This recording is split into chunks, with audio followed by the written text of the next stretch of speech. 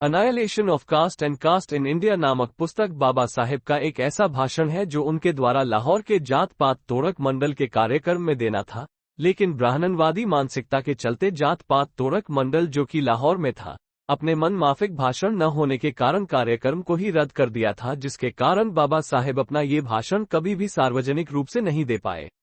Annihilation of caste and caste in India उनकी वार्षिक conference में बाबा साहेब के द्वारा न्योता मिलने के बाद लिखा गया था। जब डॉक्टर साहब ने अपने प्रस्तावित भाषण को लिखकर भेजा तो ब्राह्मणों के प्रभुत्व वाले जात पात तोड़क मंडल के कर्ताधर्ता काफी बहस के बाद भी यह भाषण सुनने को तैयार नहीं हुए और यह शर्त लगा दी कि भाषण में आयोजकों की मर्जी के हिसाब से बदलाव किया जाए। आम्बेडकर ने भाषण बदलने से मना कर दिया और उस सामग्री को पुस्तक के रूप में मई 1936 को खुद छपवा दिया। Annihilation of caste and caste in India Bharat में जाति व्यवस्था लोगों को 4 अलग अलग श्रेणियों ब्राह्मण, क्षत्रिय, वैश्य और शूद्र में बांटती है। विकास सिद्धांत के अनुसार सामाजिक विकास के कारण जाति प्रथा की उत्पत्ति हुई है। सभ्यता के लंबे और मंद विकास के कारण जाति प्रथा में कुछ दोष भी आते गए। इसका सबसे बनगा दोष छुआछूत की भावना है। पिछली वीडियो में हमने जाना कि कैसे जात पात तोड़क मंडल लाहौर ने बाबा साहब को annihilation of caste and caste in India नामक की एक ऐतिहासिक रचना करने का मौका दिया। इस वीडियो में हम जानेंगे कि किस प्रकार जात पात तोड़क मंडल ने बाबा साहब को आमंत्रण पत्र भेजा।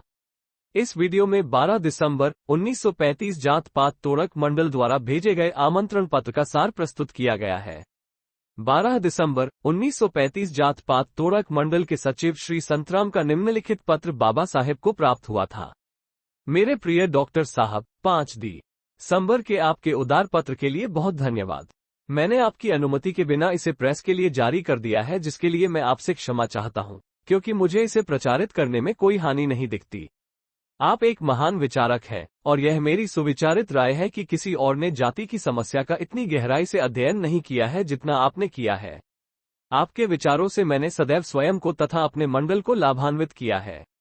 मैंने इसे क्रांति में कई बार समझाया और प्रचार किया है और कई सम्मेलनों में मैंने इस पर व्याख्यान भी दिया है। मैं अब आपके नए सूत्र की व्याख्या को पढ़ने के लिए बहुत उत्सुक हूँ। जाति को उन धार्मिक धारणाओं को नष्ट किए बिना तोड़ना संभव नहीं है जिन पर यह जाति व्यवस्था आधारित है। कृपया अपनी सुविधानुसार इसे विस्तार से बताएं ताकि हम इस विचार को उठा सकें और प्रेस और मंच से इस पर जोर दे सकें। फिलहाल यह मेरे लिए पूरी तरह स्पष्ट नहीं है। हमारी कार्यकारी समिति हमारे वार्षिक सम्मेलन के लिए आपको अपना अध्यक्ष बनाने पर कायम है। हम आपकी सुविधा के अनुसार अपनी तारीखें बदल सकते हैं। पंजाब के स्वतंत्र हरिजन आपसे मिलने और अपनी योजनाओं पर चर्चा करने के लिए बहुत उत्सुक हैं। इसलिए यदि आप हमारे अनुरोध को स्वीकार करते हैं और सम्मेलन की अध्यक्षता करने के लिए लाहौर आते हैं तो इससे दोहरा उद्देश्य पूरा होगा। हम सभी प्रकार के विचारों वाले हरिजन नेताओं को आमंत्रित करेंगे और आपको उन्हें अपने विचार देने का अवसर मिलेगा। मंडल ने हमारे सहायक सचिव श्री इंद्र सिंह को क्रिसमस पर बंबई में आपसे मिलने और हमारे अनुरोध को स्वीकार करने के लिए आपको मनाने के उद्देश्य से पूरी स्थिति पर चर्चा करने के लिए नियुक्त किया है।